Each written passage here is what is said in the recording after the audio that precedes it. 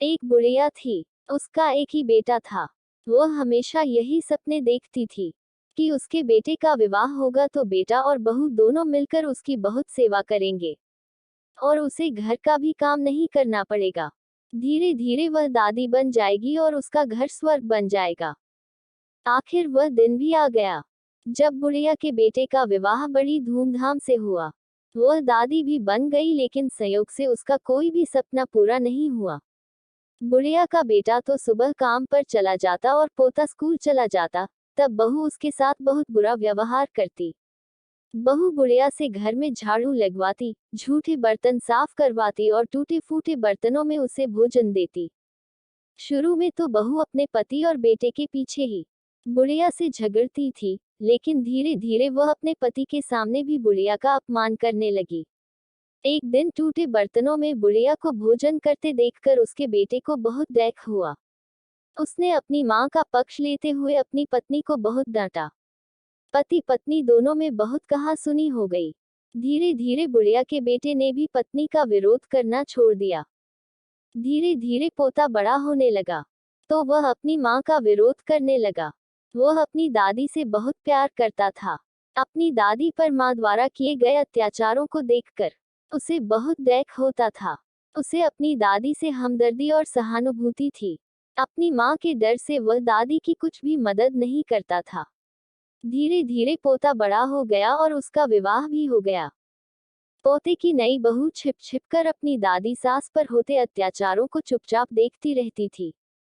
लेकिन पतोहू को बुढ़ापे में दादी सास से काम करवाना जरा भी अच्छा नहीं लगता था। जब कभी पतोहू बुढ़िया की काम करने में मदद करती तो उसकी सास उसे खूब डांटती। पतोहू जब कभी दादी सास को रोते हुए देखती तो उसे बहुत दुख होता था। एक बार बुढ़िया बीमार पड़ गई और परलोक सिधार गई।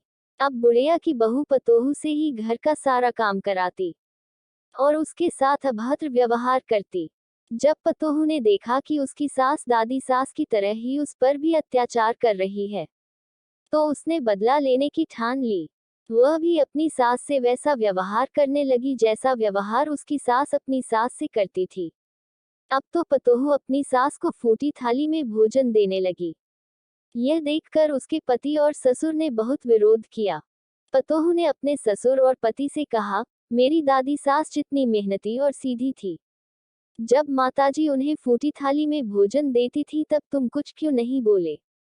उन पर होने वाले अत्याचारों को तुम दोनों चुपचाप देखते रहे। तब क्या तुम्हारे मुख पर ताला पड़ गया था?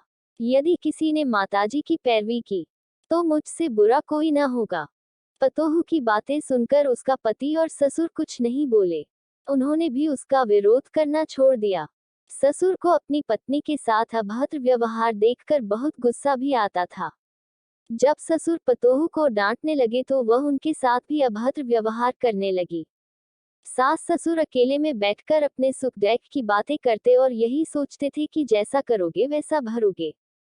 शिक्षा। इस कहानी से हमें यह शिक्षा मिलती है कि हमें सबके साथ अच्छा व्यवहार करना चाहिए, क्योंकि जैसा व्यवहार हम दूसरों के साथ करेंगे वैसा ही व्यवहार दूसरे लोग हमारे साथ करेंगे। शुक्रिया दोस्तों, अगर कहानी पसंद आई हो तो सब्सक्राइब करें हमारे चैनल स्टोरी टेलर को।